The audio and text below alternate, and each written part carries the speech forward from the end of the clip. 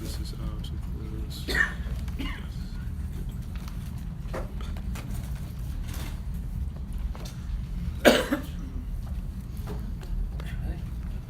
Okay.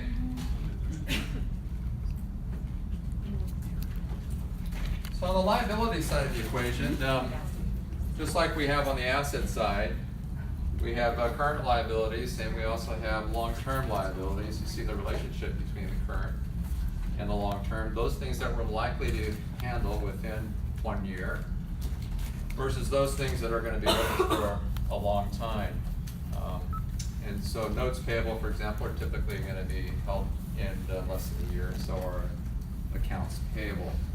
For that reason, notes payable and accounts payable are in fact current liabilities. When we add this and that up, then what do we get? 50 what? 400. That's right. And when we take our current long-term liabilities, which is our long-term debt, of 55,000, when we add our 5,400 to our 55,000,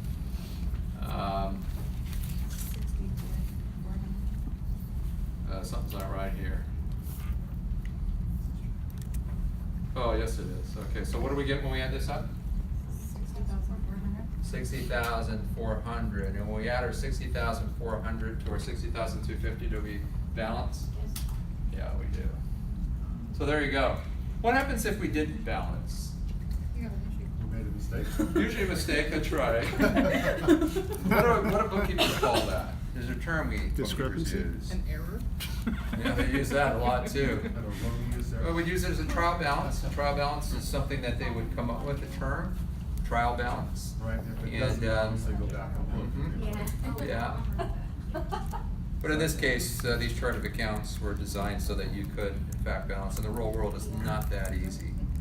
And in your accounting class that you probably took, you grappled with chart of accounts and had to balance sheets. It's not an easy thing to get at. What my objective is in this class, as an upper division course, and also as your last class, is for you to have some competency in reading balance sheets and income statements for your, as a consultancy project. Okay? So we'll be doing this every week, so we've got some competency. It's been a long time. If you turn in your textbook, and everyone should have their textbook tonight, into chapter 1. Have your textbook, get your textbook. $700 million text. Page 13 is where we begin our discussion in our textbook.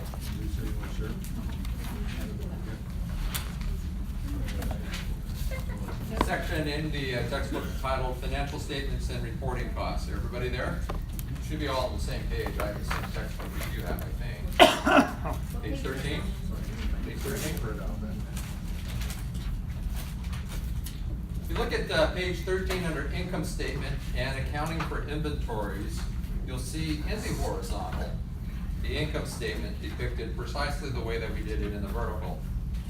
All right, is everybody there on their income statement? You'll see sales minus cost of sales or cost of goods sold equals gross margin or gross profit minus operating expenses equals operating income. The problem here is we don't see net income. But ordinarily you would see operating income, net income following operating income. That's okay. Oftentimes we do just have just the operating income noted there. So an income statement is set up horizontally like we showed vertically, absent the net income. You turn over to Exhibit 7 on page 14. You see delineated there the different kinds of income statements and balance sheets for different kinds of industries. You see, for example, in the service industry, far left green column, that the service industries do not typically have balance sheets. So if you are consulting a business that is like a law firm, for example, a small law firm that doesn't have a whole lot of assets, not worth building a balance sheet, it's only going to have an income statement, don't go into dissonance asking the law firm for a balance sheet. They're likely not to have it. Bookkeeping firms, a lot of firms don't have sufficient assets and or liabilities to book balance sheets. That's why service companies, you only see their income statements. Retail companies, contrarily, typically do have those kinds of inventories, those kinds of assets and liabilities. And certainly a manufacturing company has that dimension attached to it.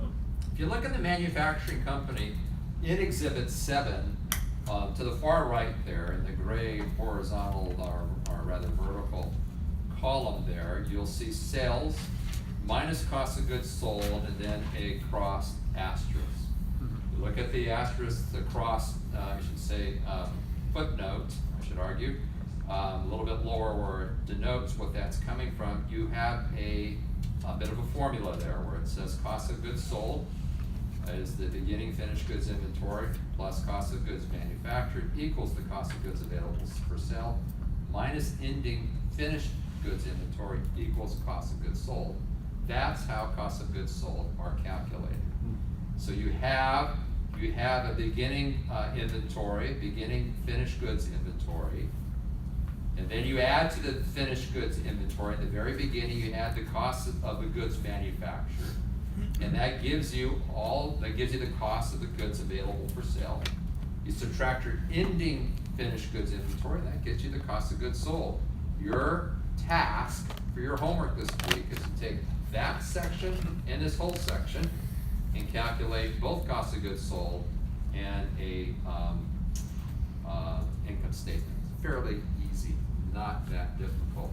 If you're troubled by that simple calculation there, you'll see on page 15 in the Choice Candy Company Statement of Cost of Goods Manufactured, a nice little sort of template there that you can work through the process on how to calculate your cost of goods. But so that you don't rely just on this, I'm going to have you practice a sample problem here that's fairly easy. That's going to get it's going to get at both calculating cost of goods sold and the income statement. Easy one to do. Well, let's turn to the back of the chapter. I said I swear to you, I know for all of these years it's been back of book. You're the first class that's just had the temerity to tell me that I've been saying back of book, back of the chapter. You'll be looking at practice problem SE6 on page 30. SE6 on page 30. Now I want you to keep one finger on page 30 and another finger on page 14 and do the simple calculation of calculating cost of goods sold with the numbers you have there. They almost have it laid out precisely like you need it. SE6, is it on page 30? Do I have it right? Yeah. SE6, problem SE6 on page 30. Take a few minutes, you can work with each other while you do this. Lay out, calculating the cost of goods sold, one finger on page 14, one finger on page 30. Follow the formula and come up with your cost of goods sold and your mini income statement.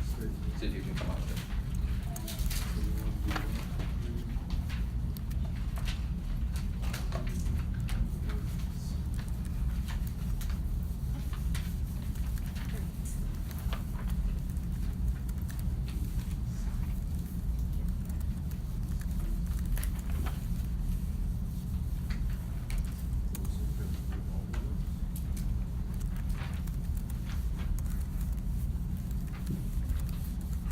So 900,000 minus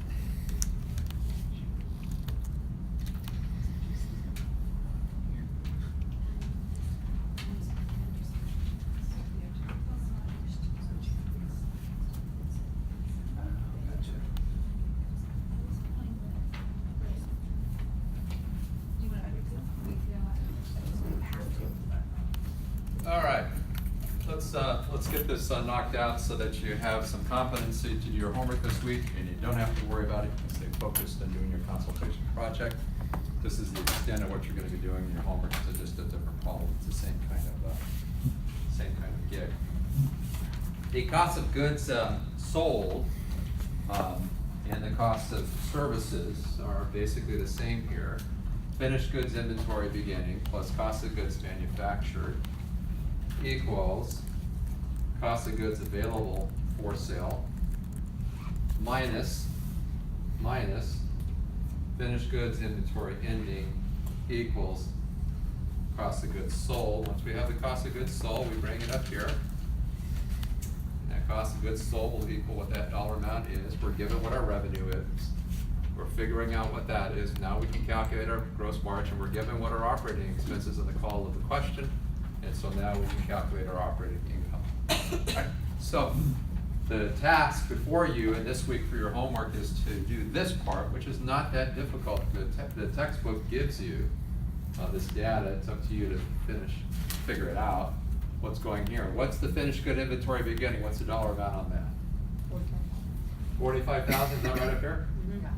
So we know off the bat that we've got sitting up in this neck of the woods, in terms of dollar amount, 45,000 for our finished good inventories beginning. Text gives you the cost of goods manufactured. How much is that? 575. What is it? 575,000. 575 000. 000. 5,750. Is that correct? No. 575,000. Oh, it's a big number. Big number. 575,000. Yeah. That's it? That's it, 575,000? Yes. Okay. So our finished good inventories is 45,000. Our cost of goods manufactured is 575, and that gives us what we can pick up out of the back and do what with it? Bring it into the front of the retail market and sell, right? It's cost of goods available for sale. And the cost of goods available for sale is how much? What's that dollar amount? 620,000, is that right? Yes. We agree with that? We can't stop there with this analysis to get to that cost of goods sold. Because in order to do that, now we have to take inventory. What we have is finished goods inventory at the very end. The cycle at the end of the month, end of the year, end of the quarter, doesn't matter what it is. Usually most retail businesses do this on a monthly basis. Manufacturers do it on a monthly basis. You can do it on an annual basis. The beginning of the year, ending of the year. Doesn't matter, don't get hung up on that. So our finished goods inventory, then we gotta subtract out for the cost of goods available for sale. How much is that? 80,000. 80,000? Yes. 85. Finished goods inventory, 80 or 85? 80, thank you. So 80,000. 80,000 is what we have to subtract out of that. When we subtract our 80,000 from the 620, what do we get for our cost of goods sold? 540. 540,000. Do we agree with that?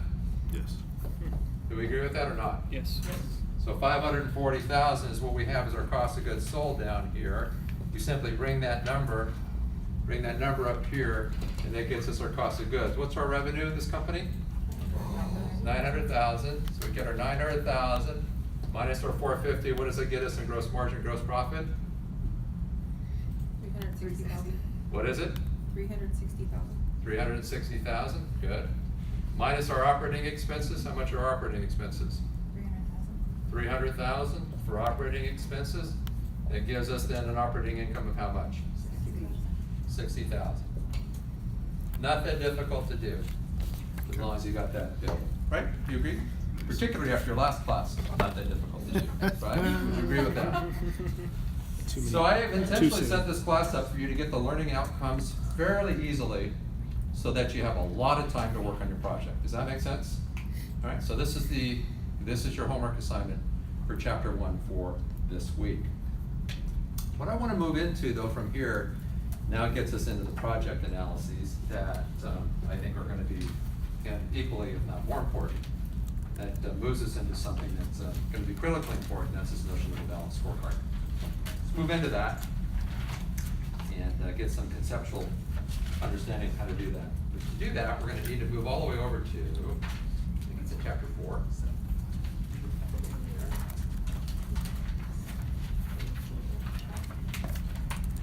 Yeah, I'm gonna jump to chapter 7 first, and then we'll come back to chapter 4. Chapter 7, all the way over to chapter 7. Somebody find a page number in that would be great. I think it's all the way over to page 248, right in there. Yeah. Does that make sense to you? 248? Can I erase this up here? Can I erase this? You maybe need to take a picture of that? Okay.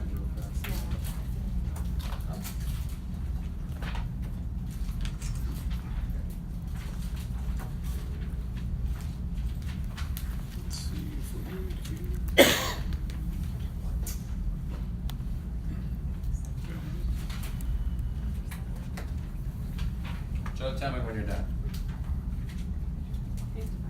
Oh, he's already done? Cut the picture? Okay, great. All right, erase, yes?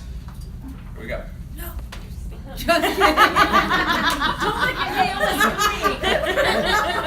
me. You are a punk. Because you got me on that one. Wow. That was me, that was awesome. I heard the brakes on that one. I'm trying to leave a lasting impression on you No, before. that was done last time. Last class. Successful. Yeah.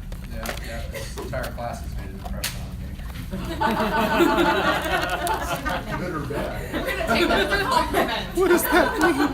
Thank you. With all due Feeling is respect, mutual. Dr. D.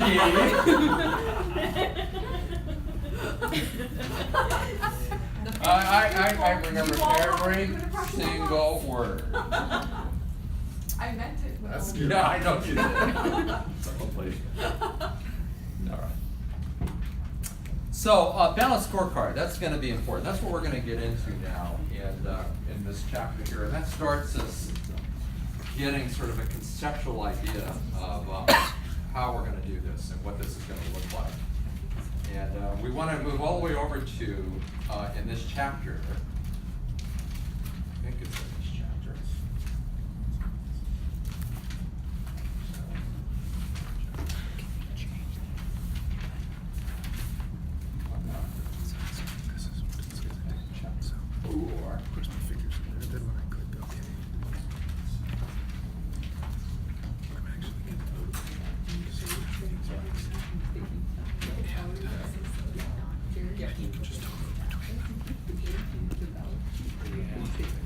Time out. So just time out with me for just a second. Let me find where my mouse is.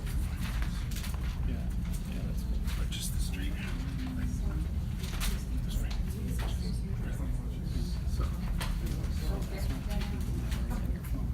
Just going into your computer onto the. Well, no, this is plugged into the, I'm just monitoring. Balance work. I wouldn't even need this, is literally Your just, chapters that it's just so I can make sure that the audio is good. And, yeah, this is, if someone were to be typing in. Yeah, there we go. There we go. Thank you. That's it. So it's in chapter 7. It's on page 260 where we want to begin. Thank you.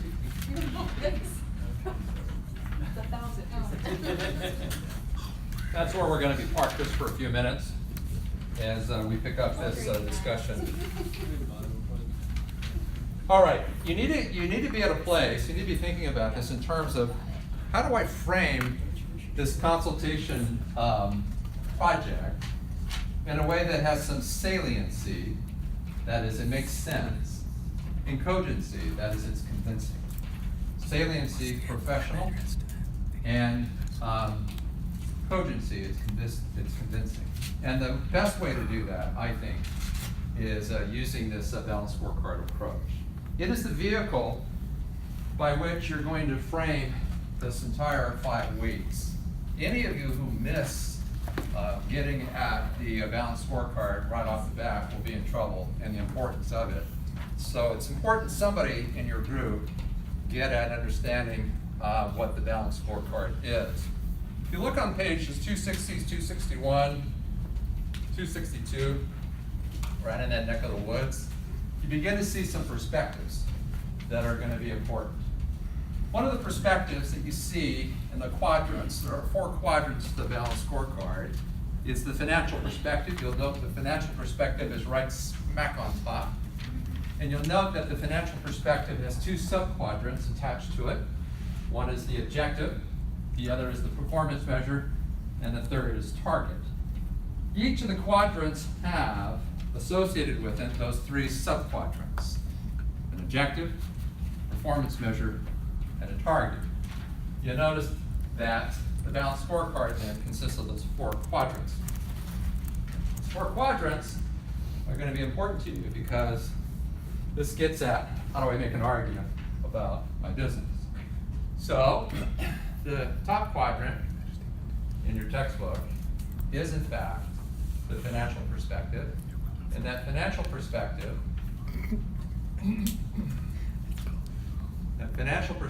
then is something that you're going to be paying attention to in this class because it's a managerial accounting class. And it's made up of an objective, it's made up of a performance measure, we call that PM, and it's made up of a target. And we have another perspective, we have another perspective, and then we have another perspective. Those 4 perspectives are mutually inclusive. They're inextricably connected. And they have a common objective function in the middle that is also connected.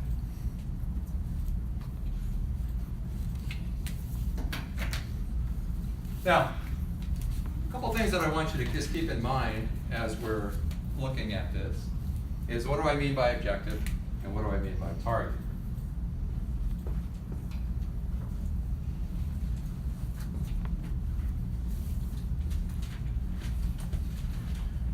What I mean by objective is, we'll begin your analysis by thinking of it in terms of SWOT, S-W-O-T. S-W-O-T represents the objective strengths, its weaknesses, its opportunities, and its threats. When you're looking at the financial perspective of this balanced scorecard and you're thinking of objective, my assessment of your understanding of this will be predicated upon whether you did a reasonably good job by way of SWOT analysis. That is to say that when you've picked the objective, and I'll talk more about this and why this makes sense in a moment, I would expect you to be talking about its strengths of the objective, the weaknesses of the objective, the opportunities of the objective, and its threats.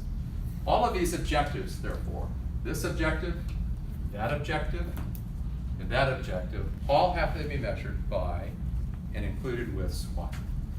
So in your book, when you give me your book, your finished product, and you have argued these perspectives and you've identified objectives, I would expect at minimum in your book that you tell me what the strengths, weaknesses, opportunities, and threats are of the objectives that you've selected. Does that make sense? You're not going to find that in your textbook. This is what I'm telling you to do as your professor, your teacher. When you're working with the objective, we'll talk about what objectives are in a minute. You're going to get in small groups and just go through this big time, so just bear with me for a moment. But when you're picking an objective, be it the financial perspective, the customer perspective, the employee perspective, or the internal business perspective, the employee perspective is learning growth perspective, regardless of what perspective you pick, when you're analyzing the objective, I would expect an argument somewhere collateral to this balanced scorecard page, the next page or beneath it, wherever. I would expect dialogue telling me what the strengths, weaknesses, opportunities, and threats are. Okay, that's number 1. All clear on that? We're all clear. Okay. So regardless of what this thing means and how it has any merit to what you're going to do, at minimum you'll know when you're creating this thing, even though you don't know why you're creating it, that when you look at these objectives, it's associated with SWOT. Secondly, when you're looking at target, you're going to use SMART, S-M-A-R-T. You're going to ask yourself how specific the target is. How specific the target is. You're going to want to make sure that it's measurable. There's some measurable dimension about it. That it's got some sort of quantitative approach to it, something that's measurable in terms of some kind of quantity. That it is attainable. That it is realistic. And that it's time-based. Specific, measurable, attainable, realistic, and time-based. The most important of those 5 attributes for target is time-based. You will want to make sure that whatever target you pick, that it has something built into it by which you have the time clock denoting when that target is going to take place. Now let's take a look at the example you have in your textbook, and let's see whether or not your authors have made use of SMART in the examples they've given on Exhibit 10 on page 262 by way of example to get at this. Take a look at the financial perspective up on top there. Look at target. And in target, your authors have said increase number of lift tickets sold by at least 10% per year. Is it specific? Yep. Is it measurable? We don't know if it's attainable, and we don't know if it's realistic, right? We don't work for the company. But is it time-based? Yes, it is, and therefore is it SMART? And it is. So I would be looking for, when you're giving your presentation and or when you're handing in your booklet concerning your consultation, and if you pick financial perspective, I'm going to be looking largely at this to see whether you've driven the owner to go after an issue within a specific period of time. Absent the time-based construct in any of these perspectives, the owner is at his own whim of procrastination. Or you as a manager, or you as a team leader, or you in a division. You don't have that motivation built into it. Time-based constraints, much like the same constraint we looked at with the manager who is constrained by a budget. This constraint is also equal relative to this quadrant, and specifically with it being time-based. Let's take a look at another one to see whether the authors have abided by SMART, specifically with time-based, and the internal business perspective. Decrease average ski lift cycle time by 10% per year. Is it specific? Sure it is. Is it measurable? Yeah, it is. Is it attainable? Of course. Realistic? Of course. And it is time-based. The one that's got, they've changed up in this textbook. At one point they said in one of the quadrants that a target to be done within the next 3 months, or 6 months, or by the first quarter, or Q1, Q2, Q3, that kind of thing. Either way, when you're looking at this thing, and you're looking at that in your textbook when you're reading it this week, and you look at target, be thinking about arguing on some level why it's SMART. And when you're thinking of objective, think about on some level what the strengths, weaknesses, opportunities, and threats are. Now, central to the balanced scorecard will be your objective function. This will be your objective function. Now, in your textbook, it's not argued that way. In your textbook, it's something completely different. It's a specific thing.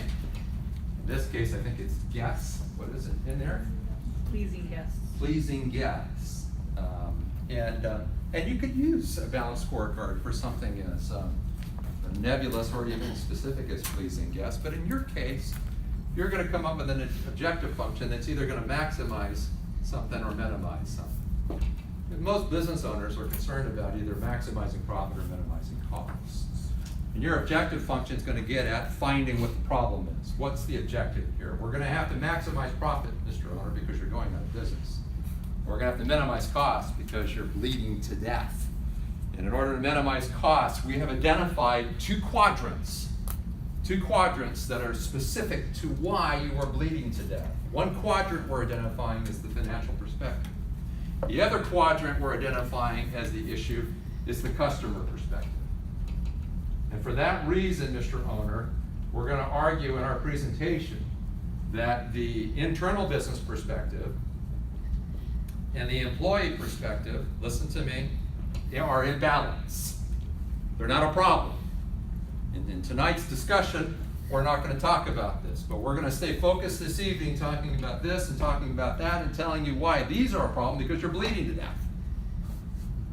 And then you're going to make a recommendation at the end of your presentation of what they should or should not do. Now listen to me.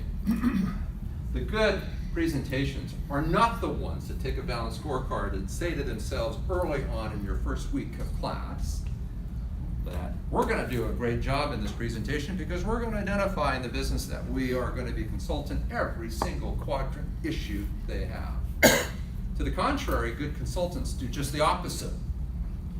They are a detective, if you will, to determine what they are doing well at first. That will drive what they're doing bad out second. So you may identify, for example, that they're treating their customers very well. In fact, the customer survey you may do suggests they're doing very well. And you may find that the internal business perspective, which is largely about marketing and advertising, I'll talk about that later, marketing, advertising, things that are going on within the business internally are doing very well. But when it comes to the employees and the staff, morale is way, way, way down. And when it comes to running numbers and doing bookkeeping and doing good, accurate assessments of what's going on quantitative in the business, it stinks.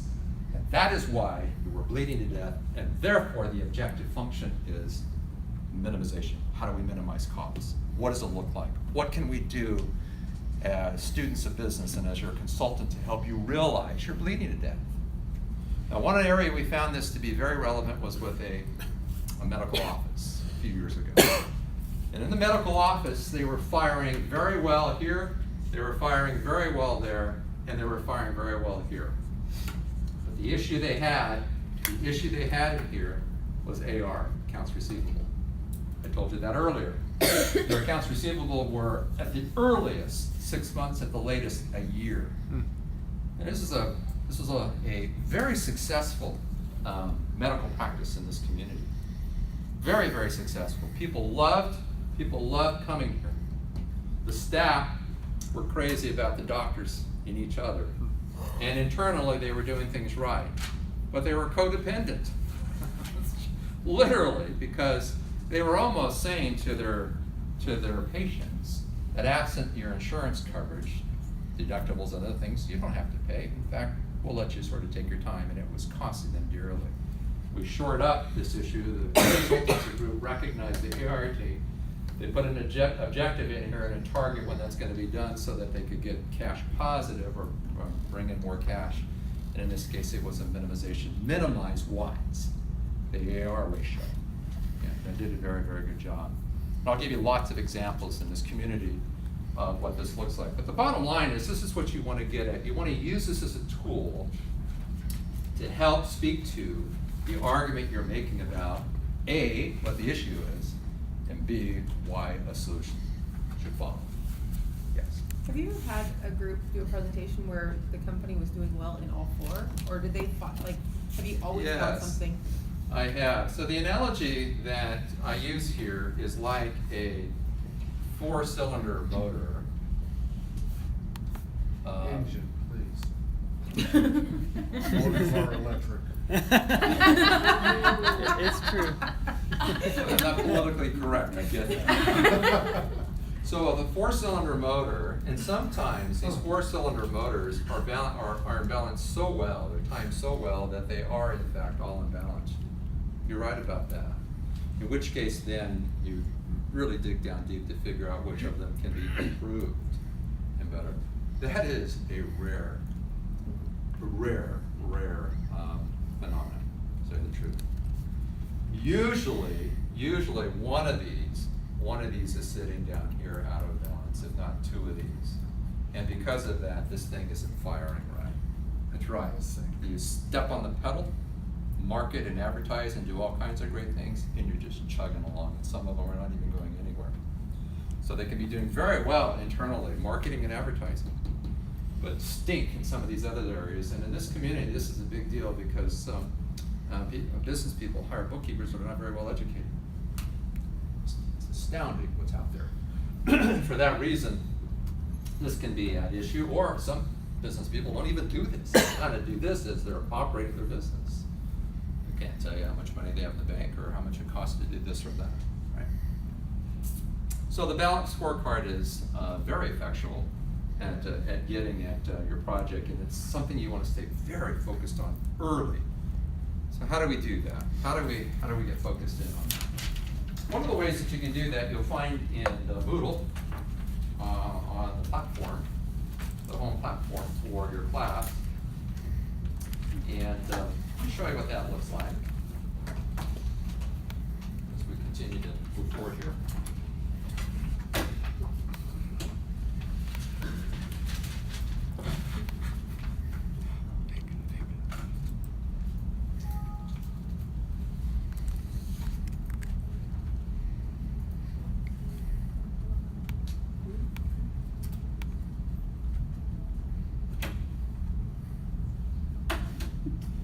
The very top of the dashboard, home portal here for your class, is a consulting questionnaire here. The consulting questionnaire is the tool you will use to get off of home plate into first base. It's the tool you'll use to begin to open up the dialogue between you and the business owner. So, for example, when you sit down with him or her, you're going to be asking them to give you some pertinent information. I told you earlier, this is going to be the big one.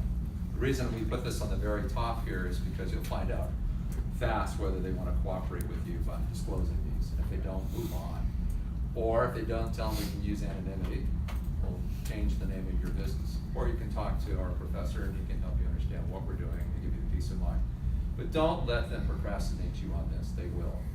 They'll tell you, I'll get back to you in 2 days. I need to talk to my wife or my partner or somebody else. And then they don't get back for another 3 days or next week. Don't let that happen. If you get stalled out right here early on in your dialogues, go move on to the next. And then if you don't get anything wrapped up by the end of the first week, what was my recommendation? Go with what? Plan B, what is plan B? S&P 500. Yeah, right. I prefer, frankly, something in the community or outside the community, real life business, but don't put yourself in the position in the second or third week still grappling with whether a business owner is going to give you this stuff or not. Okay. Balance sheet, operating budget, business plan. Well, what's your mission? Do you have one? What are your long-term goals, or what guides your decision making? This is a great question. You may find out that this particular business wants to position itself to sale, wants to sell its business. Have it. What do I got to do to make my business, look good so that I can have a good valuation? Which place you could pick up the valuation tool you learned in Managerial Econ, right? I'll calculate the discount rate for you, your R. I can give you your R, and you can calculate the valuation. All you got to do is prognosticate what their future economic profit is. You can help with that. You can. So asking what the long-term goals are, what your decision-making is, will unlock what's motivating them. They may say, man, I want to increase my top line by 35% gain. Can you help me with that? Minimizing or maximizing objective function? Indeed it is. Maximizing, isn't it? Great. And how are we going to do that? You don't know how you're going to do that. You need to be a detective and figure out what you need to do or what needs to be done in order to get at that. And you may find that the issue is completely internal. That this outfit's spending no money in marketing, advertising, promoting, brand equity, none of that stuff. It's not doing any branding, period. And if it's not doing any branding, that could be very well why it's not got the revenue it has to do, right? And your argument could be for 25 minutes, the guy sitting in the back. It takes money to do what? It does. And it's a simple maxim that all business people have to learn, and while you are in balance, where you've got balance sitting on here in the financial perspective, and you've got balance on the employee perspective, and you got balance on the customer perspective, the internal business perspective, you don't. It's sitting down here. It's out of balance because he's not spending any money to make money. And your 25 minutes can be all about, listen, I'm not going to talk about what you do well at.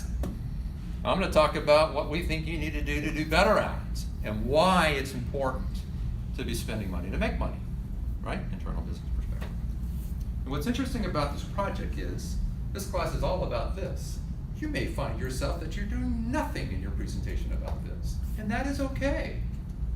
Your homework and your learning outcomes get at the numbers. Your presentation gets at trying to figure out what's really going on in the business.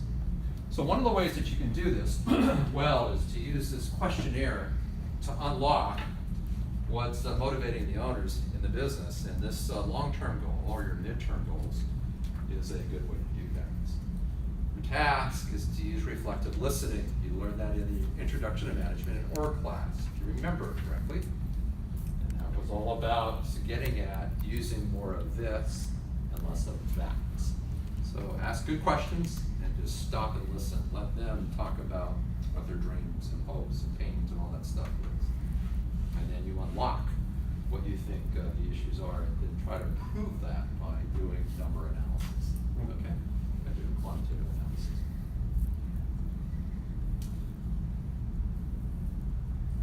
So what do you consider your company's core competency?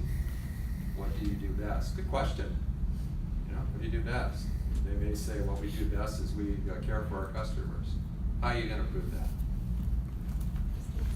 Exactly. We had a project we did a number of years ago where we had an owner say that exactly. What we do best is we take care of our customers, but he was complaining because he had a maximization issue. He was losing money at the top, right? His costs were in line, operating costs were right, and by way of benchmarking and peer comparison, he was right on mark, doing things really well. He didn't even know he was right on mark in terms of peer comparison.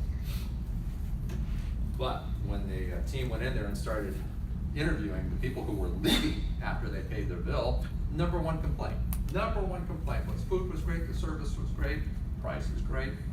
They're playing the doggone music too loud. That's right, because it turned out this was an environment that lended itself very well to people who wanted to date, people to get to know people, right? It had that kind of price point, you know, it had that kind of environment, it had that kind of food, but they couldn't engage in a conversation over the loud music. Simple turn of the volume button. How do you take that simple turn of the volume button and make it into a 25-minute segment? Turn it down. They were very clever because they gave their presentation and they had somebody in here with a radio and it was played really loud. Excellent. And nobody in the back could hear what they were saying. Very clever. So for the first 2 minutes, the owners' mouths were like open. And they were looking at me like, what's going on here, right? And then they finally turned it down and they got out, this is what we're going to be talking about today. Really powerful. This wasn't Really powerful. Tapas Downtown. It was. I went on a date there. It was too loud. That's exactly how I knew. I went there for my birthday, and a week later it closed. Yeah, that's right. So I'm gonna bring the tapas, and I've got an example of their PowerPoint presentation on Google, by the way, just coincidentally. We had another gig where Vera bread, or what's it called, bread? Panera. Panera, thank you, Panera bread, but it's the bread company that's by Chuck E. Cheese. What's the? Great Harvest. Great, that's it, that's the one, thank you. And so they were firing pretty well on all cylinders. The problem was that when they looked at their revenue, by way of comparison for the hours of 8 in the morning until 12 in the early afternoon or 1 o'clock in the early afternoon, their numbers were way off. They could not get a handle on what was happening. So they looked at their internal, they looked at their marketing, maybe they were marketing incorrectly, maybe they were in the wrong sector, maybe their product sucked, but it didn't. The customers that did come in, they really loved it. But when we did a survey with customers coming out in the morning from roughly 8 until 1 o'clock, the number one complaint was the guy who was working behind the counter. And the guy who was working behind the counter was one of the owners. It was the husband of a husband-wife team. And he was a highway patrol officer for like 31 years. Dude was like wearing his badge, right? Behind the counter. What do you want? ID, please, right? And you know, giving him this pen, and then people would come out of it feeling like they were about ready to be cuffed. And so what was happening is the sales spiked 2, 3, 4, 5, 6 was just opposite of typically what happened there. And when we figured this out, how do you stand up here as students telling him to shut up or to get out? How do you fire a co-owner? It was a tough one. But they did a very, very good job. And that's one of the examples that I'll bring in that gets at this. Listen, don't miss this. Which one of the perspectives is this? You know, is this a customer perspective, employee perspective, internal business, or financial, right? It's one of these two. And they did very little on the numbers. They did everything arguing what we need to do to maximize, and what we need to do to maximize is fire your husband or put him in the back. And that came across truthfully, but powerfully enough that it made a difference. So yeah, lots of just tremendous examples of what happens when you get at what you think you do best, and you figure out very carefully and very quickly that what you think you do best, you really don't, because you either got somebody that's in the wrong position, or you're playing your music too loud, or something is going on that speaks to this. What do you perceive your market position to be? Most entrepreneurs, I should say, think that they are way up there on this. They're dominant, they're cat's meow, all that kind of stuff. You know who your customer is, and so on and so forth. Now, how do you currently measure performance for your business? That's a good question, right here. What do you do? What are the performance measures? How do you know if you're doing well on the customer side, or on the staff side, or on the number side? What is it that you use? What benchmarks? What peer comparison? If they don't know what benchmarks and peer comparison is, that will be a clue to you that they're absent-minded and moving forward without having any idea whether their numbers are competitive or not. And you can help them by doing a peer comparison, and I'm going to show you how you get at peer comparisons. Where do you find that data at? How do you extrapolate that? How do you get at that so that it becomes available to you? Chapter 14 does a good job on that. I'll give you some other tools that will help you with that so that you can unlock how to do a peer comparison. Let's see. Did the owners invest any of their capital? What does that sound like in the business? Any money, when an owner invests his money in the business, what kind of a cost is that? Implicit. It is. Why is it implicit? Because if you want to calculate economic profit, and you're wondering why the partner in the business is feeling so dang poor, remember I told you that over and over and over again, it's usually the wife, it's usually the spouse. This may get at what's going on here. What job did you leave, and how much money did you make? What did you put into this business, and have you gotten a return? And if not, have you accounted for it? Has anybody ever done an economic profit calculation for you? And they'll look at you with big eyes and say, what are you talking about? Now, it might be worth doing a simple calculation for them to figure out why they are feeling as poor as they are, even though they may look like on with numbers that they're doing it okay, right? How do you frame that as a presentation? And why would that be important? You can start thinking about that and assessing that. You can frame it in a presentation, no problem. Right? Who do you consider your primary competitors? Why is that an important question? One thing. Not so much peer review, but You need to closely know the aligned. threats. Yes, it gets back to your SWOT, doesn't it? It gets back to the threats. Who are your competitors? If they're not serious about knowing who their competitors are, then frankly they're not very serious about their business and how to position themselves in and around the competition. And how did you set your prices, costs? We learned a lot about that in our last class. We're going to learn about that in this class. How do we set prices? Was it done arbitrarily? Did you use econometrician? He'll look at you and say, what the heck are you talking about? Do you know what econometrics is? Of course they will not know what econometrics is. How did they price out?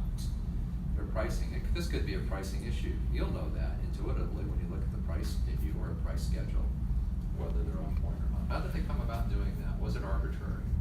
Was it subjective? Or was there some objective standard they used to get at that? And then how do you, with the skill sets you've been learning in the classes that you're in, help impute without being overbearing or without great conviction that they're missing the mark? How can you be edifying? How can you be helpful to them within all knowledge you've gained without being sophomoric. Remember, sophomorism and ultra-preparatoriness, both of those terms are all about poorly informed but conceited in knowledge. So, be careful with that. Do you use loss leaders? That is selling something below normal cost to get customers in. The grocery stores are very good at doing this. Put loss leaders in the very back aisle, where milk is sold and those kinds of things intentionally to get you down the aisles. This is an old art that's been used for thousands of years. And maybe this is something that they should be doing. Is there expected outcome you'd like to see in this project? This is a really good question. Good groups get at this question with their owners fast. This gets to expectation, doesn't it? Gets into expectations in general. It's good to know what you expect of me and what I expect of you. You hear me use that language a lot. You know what my expectations are and what my expectations are of you.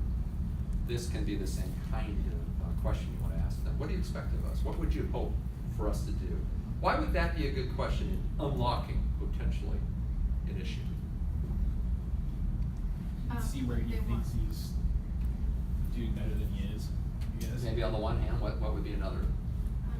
Where they think they need improvement on? Yeah, well, they may just sort of intuitively say, we've been feeling this, and maybe you can help us and get at what the solution is. And I think conversely as well on the opposite side, but I think this gets at having them identify. This is what coaching's about, by the way. Coaching is about good coaching, good mentoring, good mentor-mentee relationships. It's about being didactic, it's about telling. Good coaching, mentoring is about asking good questions and having them identify. We do this in Celebrate Recovery with people who have recovery issues. We want them to identify what their issue is, not us. We don't want to be telling them what it is. We want them to be telling us what it is. And the only way you can do that, a good coach can do that, is to ask really good questions so they eventually get navigated towards the truth. And good questions set up ahead of time can unlock, if they're done right, what's really going on here. The following questions are for restaurants and the miscellaneous questions. This is a good primer for you to get at, to get started at. And I would encourage you to use this as a tool. Print this off right away. Everybody in your team should print this off, have this accessible, and then add to it. Add to it, subject to what business you're doing, and then collaborate together. Then go in as a team and interview your business owners. Interview them. The fastest way you're going to get at what the objective function is. So would like a small insurance company, like someone who owns like a farmer's Yeah, ranch or something right. like that, be okay as a business? Yeah, it would. We did one of those in our last, one of our last classes. It was a great class. And you'll be edified by some of the findings that they did in that. And it was really quite intriguing, quite interesting.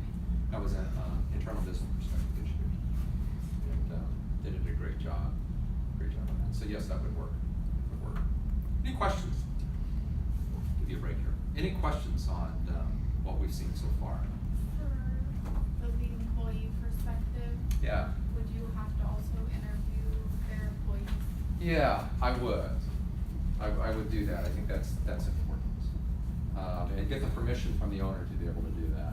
Just like, you could do surveys from them? That's right, and come up with what a good survey is. I'm going to show you when you come back another a survey tool that I have on Moodle for you that would be worth doing. Yeah, survey the staff. Come up with some good questions that you think could unlock what some issues might be. Yeah, definitely. Okay, take a break. Come back. Does it usually take a couple times going back? I mean, It does. Go do the owner and then go back for employees? It and then does. possibly That's go why I back for- said a lot of this is outside classroom Okay. time. It does. Takes a lot of collaboration. When you come back, I'm going to want you, listen up, I'm going to want you to pick your groups. And I'm going to want you to get in your groups. Okay. I'll come back at 8:30. Okay, thank you. Point. Have to be Wednesday night because I'm going out of town on Thursday. Okay, I was thinking Wednesday would be a decent day. Because I work. Then we could touch base again. Because I work Monday through Friday from like 9 to 5, so it's hard for me to like do days that it has to be either like super early